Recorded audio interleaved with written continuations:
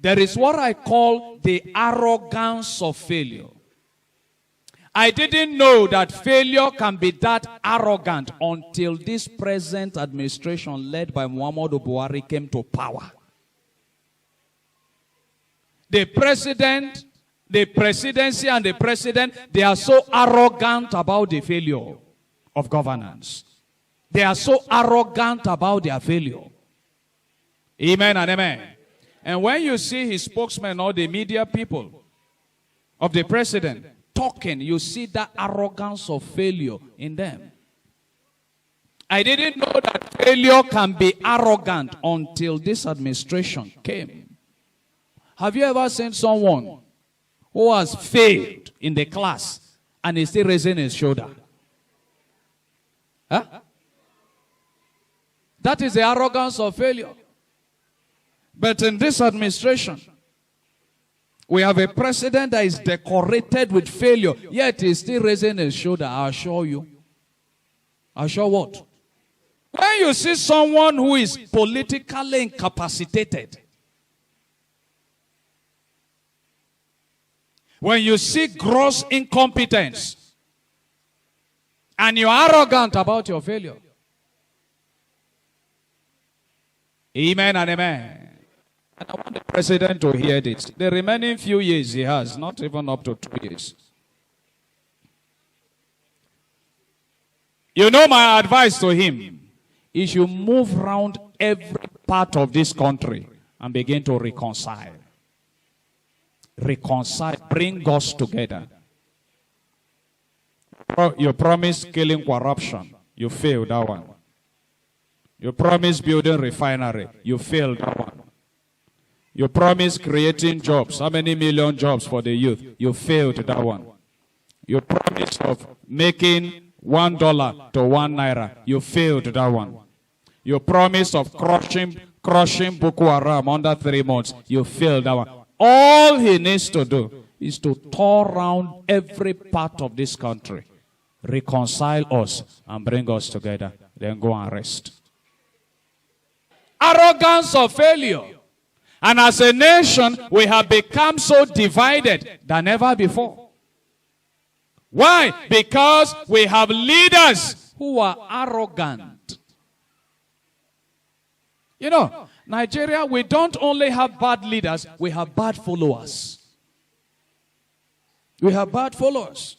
Because if we were in a sane climb, the mess that this country is into, nobody will tolerate it. Nobody will tolerate the nonsense that is going on. As a nation, we are no longer living as one. And when you go to look for job or employment, you are reminded of where you come from.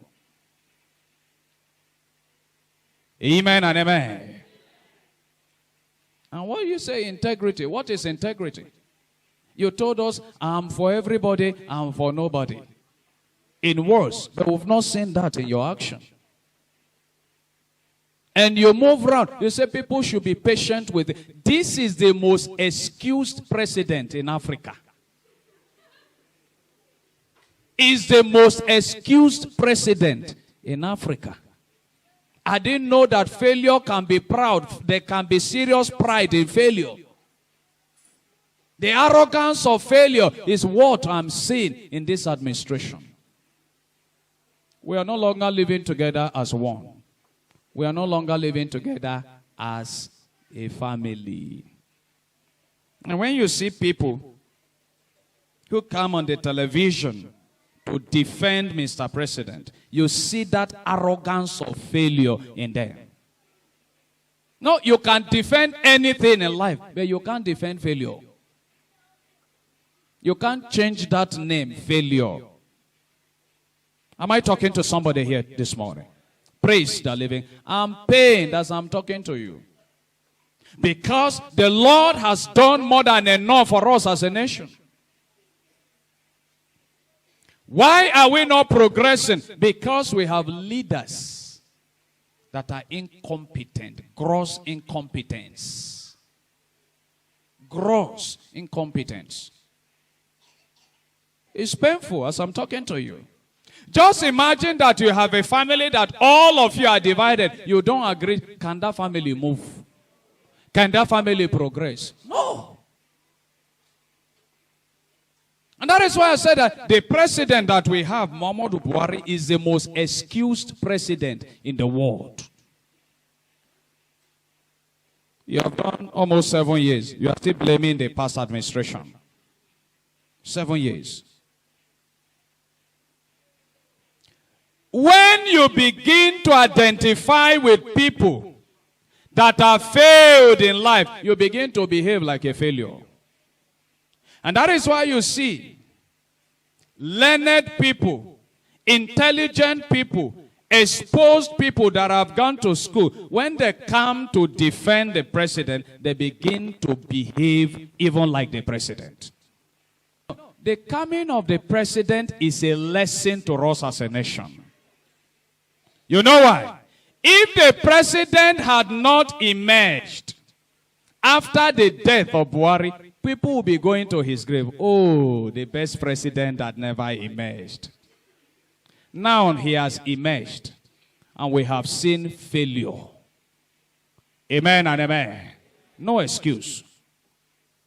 I pray for him daily, and my prayer is, let him complete his tenure successfully, so that it will be in history that we produced the worst president.